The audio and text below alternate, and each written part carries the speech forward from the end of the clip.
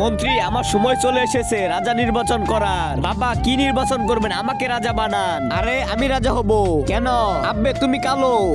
বাবা, আমাকে রাজা বানাও, আমি সুন্দর। সর, আমি রাজা হব। আমি হলাম ছোট পুত্র। আমি রাজা হব না, আমি হব না, আমি হব। থামো। রাজা সেই হবে যে বিপদে প্রজাদের সাহায্য করবে। যাও, সাহায্য করো। আহ আহ, অনেক ব্যথা করতেছে। কি হয়েছে তোমার? আমি কাট কাটতেছিলাম, কুড়াল দিয়ে ব্যথা পেয়েছি। তুমি চিন্তা করো না, আমি তোমাকে ব্যান্ডেজ করে দিব। রাজকুমার, তুমি আমাকে সাহায্য করলে কেন? আমার বাবা বলেছে যে প্রজাদের সাহায্য করবে তাকে রাজা বানাবে। তো ছোটখাটো সাহায্য করে কেমন করে রাজা হবে? আপনার রাজা হতে হলে বড় ধরনের বিপদে সাহায্য করতে হবে। বড় ধরনের সাহায্য কেমন করে? আইডিয়া।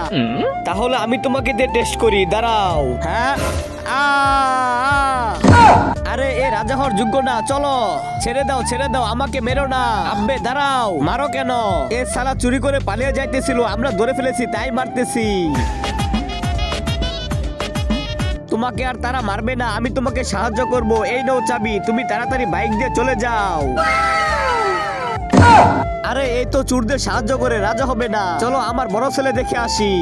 দেখো, তুমি যা চাও আমি তাই দেব। আমি রাজা হতে চাই। আমার ভাইদের ও আমার বাবাকে তুমি যমরাজ্যে পাঠিয়ে দিবে। তার আগে আজকে দেখবো তুমি কি মন্দির ঘরটিকে বেশি ভালোবেসে থাকো নাকি আল্লাহর ঘরটিকে বেশি ভালোবেসে থাকো। যদি তুমি আল্লাহর ঘরটিকে বেশি ভালোবেসে থাকো তাহলে এই ভিডিওতে একটা লাইক দিয়ে চ্যানেলটি সাবস্ক্রাইব করে দিবে। আর যদি মন্দির ঘরটিকে ভালোবেসে থাকো তাহলে কিচ্ছু করার দরকার নেই, আর কমেন্টে লিখে দাও আই লাভ ইউ আল্লাহ। আরে বেটা, এটা তুই কি বলতেছিস? দেখো ওই যে আমার বাবা, তাড়াতাড়ি মারো।